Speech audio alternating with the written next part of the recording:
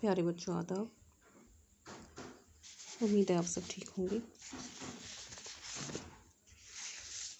तो पहले हम होमवर्क को टैली कर लेते हैं।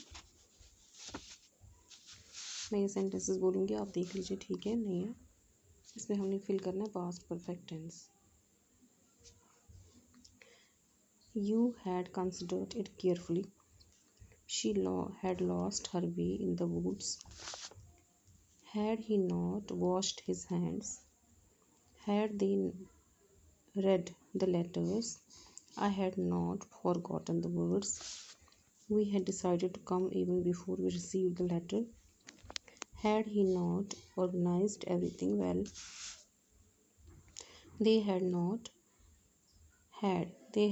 had a holiday in a long time. She had stopped to talk to us. He had not yet arrived.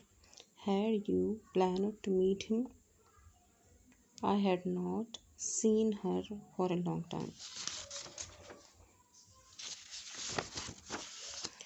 इसके बाद मैंने आपको कहा था कि मैं आपको डिस्कशन के क्वेश्चन जो है एक करके लिखवाऊंगी, क्योंकि ये 300 वर्ड्स के लगभग लिखना है, तो इसलिए रोज़ एक एक आपके पास आएगा। पहले आपके पास आया था ग्लोबल वार्मिंग, अब आज आपके पास आया है how can I contribute a greener and healthier earth.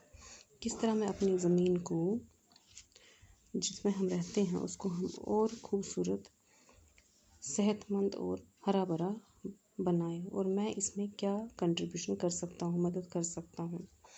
Human activities for the past 2-3 centuries, especially after industrial revolutions, has destroyed the Earth's atmosphere immensely. कहता है कि इंसानों के काम पिछले 2-3 सेंचुरीज से 200-300 सालों से, ज़्यादातर जब से इंडस्ट्रियल रेवोल्यूशन आए, कारखाने बनने लगे, चलने लगे, तब से उसने इस ज़मीन का एटमॉस्फेयर बहुत ज़्यादा ख़राब किया। Deforestation and increased combustion of fuel has led to drastic climatic changes all over the globe. इसके अलावा डिफॉरेस्टेशन यानी पेड़ों का कटना और इंक्रीज्ड कम्बस्शन, बहुत ज़्यादा फ्यूल जलना, लकड़ी है, गोबर है, ये कोयला है, ठीक है, इनका जलना जो है इसने क्लाइमेटिक चेंजेस में बहुत ज़्यादा मदद की है। ड्रास्टिक क्लाइमेटिक चेंजेस यानी बहुत ज़्यादा क्लाइमेटिक चेंजेस आए हैं।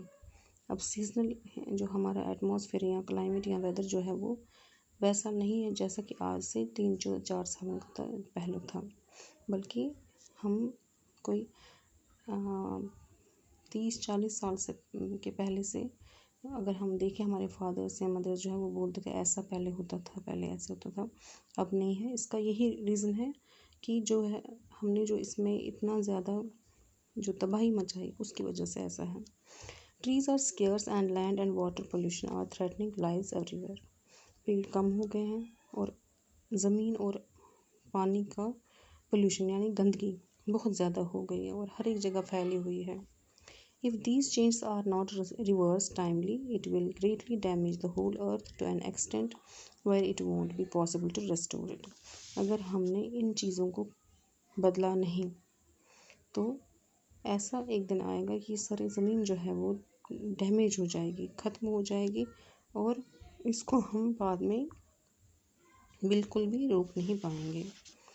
To make our earth live and well again, the first step we need to take is planting trees everywhere.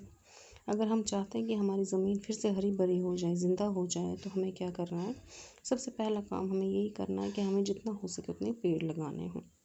The greener the earth is the healthier the environment will be. जितने पेड़ होंगे, जितनी greenery होगी, उतनी ज़्यादा जो हमारी हवा है, जो हमारा एनवायरनमेंट है, वो साफ़ और सुथरा होगा और हमारे लिए सेहतमंद होगा। We also need to take care of the land pollution by properly disposing of domestic and well as industrial waste. और हमें अपनी ज़मीन को भी साफ़ रखना है। कैसे कि जो हमारी गंदगी निकलती है, चाहे वो घर की निकलती हो या कारखानों की निकलती हो, उसको हमने ठीक तरह से डिस्पोज़ करना है, किसी एक जगह पर पर्टिकुलर जगह पर फेंकना है। Production of plastic needs to be stopped completely to preserve our atmosphere. सबसे बड़ी बात है जो हम प्लास्टिक्स यूज़ करते हैं, चाहे वो बर्तनों के हिसाब से हो या पॉलीथीन्स के हिसाब से हो, उसको हमें बिल्कुल बंद करना पड़ेगा। Fuel burning should be minimise. जो हम फ्यूल जलाते हैं, लकड़ियाँ जलाते हैं, कोयला जलाते हैं, जो ये गाड़ियों में जो धुआं निकलता है, इनको हमें कम करना पड़ेगा।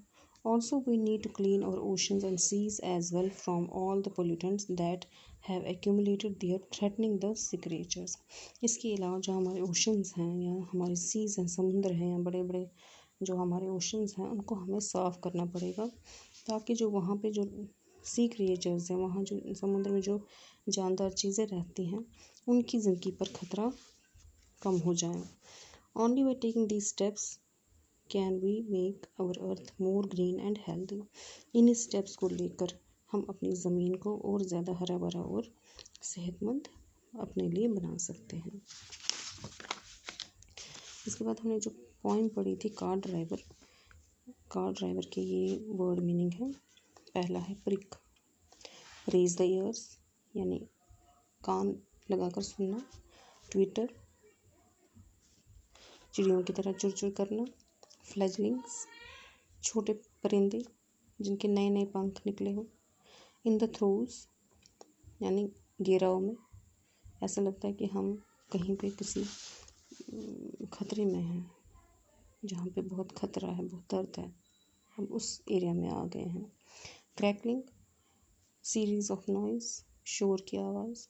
Snore to breathe in a very noisy way while sleeping, खराटे मारते मारते सोना। स्टम्बल फॉल लड़खड़ाना। अब इसकी समरी है। The poem car driver has been written by an Indian Dogri poet and short story writer Padma Sachdev. ये कार ड्राइवर पोएम किसने लिखी हुई है? पद्मा सचदेव ने, जो कि एक इंडियन डोगरी पोइट है। The poem is about the love of the mother for her children. ये पोएम किसके बारे में है? अब एक माँ की अपने बच्चों के लिए जो प्यार है उसके बारे में। This poem is about the love a mother has for his children. ये फिर से वही लाइन स्प्लिट हुई है लगभग। ये एक ऐसी माँ की कहानी है जिसको अपने बच्चों से बहुत प्यार है। वैसे ये हर एक माँ को अपने बच्चों से प्यार ही होता है। It is a fearful atmosphere. जो वहाँ का जो माहौल है वो बहुत ज़्यादा खौफनाक लग रहा है। कैसे? In the darkness of night a bulbul is looking for food for its 4 little ones. अंधेरी रात में एक बुलबुल जो है अपने बच्चों के लिए, 4 बच्चों के लिए खाना ढूंढने निकली है। It is moving its steps very cautiously. ये अपने जो पंजे हैं वो आहिस्ता आहिस्ता रख रही हैं, देख रही है कहीं पे कोई आ तो नहीं जा रहा है, कोई कुछ तो नहीं, कोई खतरा तो नहीं है। On hearing A sound the Bulbul gets unstable. बुलबुल को कुछ आवाज़ आई जिसकी वजह से वो थोड़ी घबरा गई। It wants to reach its nest quickly with grain in its beak. इसके मुंह में एक दाना था और वो चाहती थी कि वो जितनी जल्दी हो उसके घोंसले में पहुँचे। A block cart passing through the forest with driver asleep created fear in the mind of Bulbul.